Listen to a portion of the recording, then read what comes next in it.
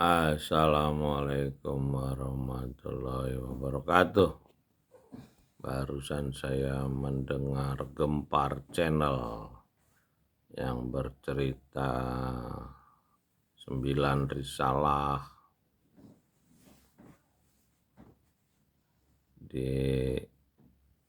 dengan 3 syariat hakikat ma'rifat. Jadi tadi dijelaskan bahwa bahasa ramalan Prabu Joyoboyo itu menggunakan bahasa Sunda. Jadi waktu saya baca buku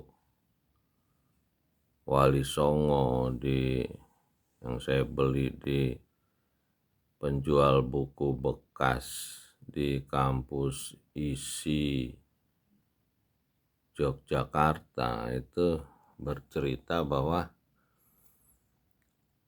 Prabu Joyoboyo itu sebelum mundur untuk menjauhkan diri dari kekuasaan, membagi kekuasaannya kepada keluarganya, dan itulah Wali Songo. Wali Songo ini adalah keluarga dari Prabu Brawijaya. Jadi wali di sini adalah penguasa, misalnya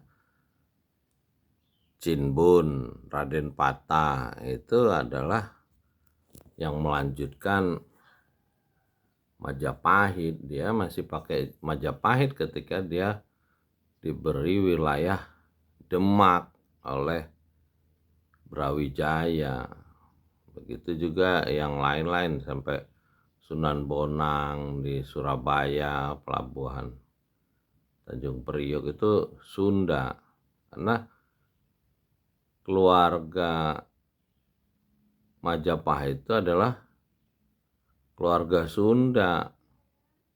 Raden Wijaya itu ayahnya putra mahkota Kerajaan Sunda Galuh, ibunya adalah dari keluarga Singosari. Mana orang yang nggak belajar sejarah yang nggak tahu.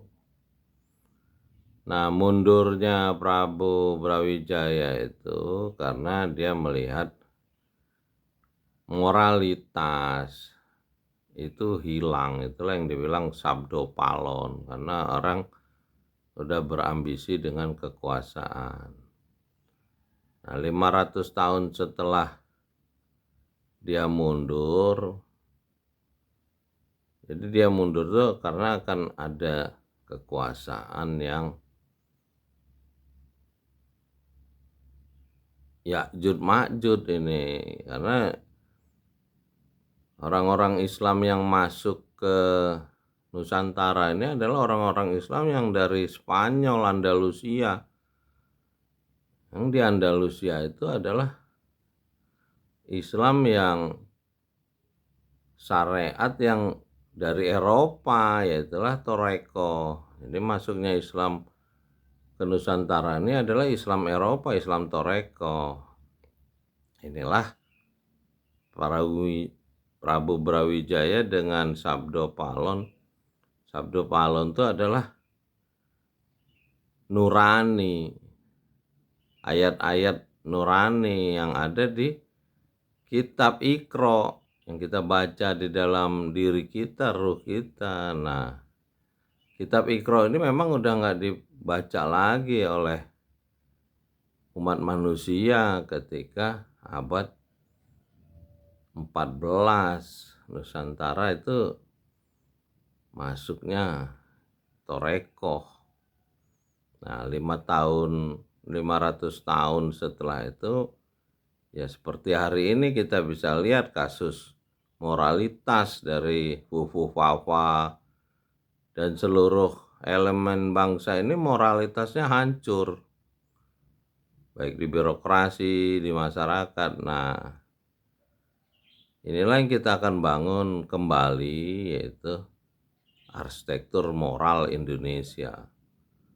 Jadi bagaimana moralitas di Indonesia kita bangun kembali dengan kitab Iqra, seperti ketika Nabi Muhammad membangun moralitas dunia dengan turunnya Iqra. Ya mudah-mudahan arsitektur moral Indonesia bisa kita bangun selama 5 tahun ini, sehingga 2029 bisa menghasilkan pemimpin yang bisa mengantar bangsa Indonesia ini menjadi bangsa yang mandiri di 100 tahun proklamasi. Mudah-mudahan kita diberi kekuatan yang menolong. Rabbi adil ni morohola sidiki wahri ni moroja sidiki wanjali meladun kasultanan nasiro. Salam dari Menara Langit. Muhammad Anrason yang berbagi cerita. Assalamualaikum warahmatullahi wabarakatuh. Alhamdulillahirabbil alamin.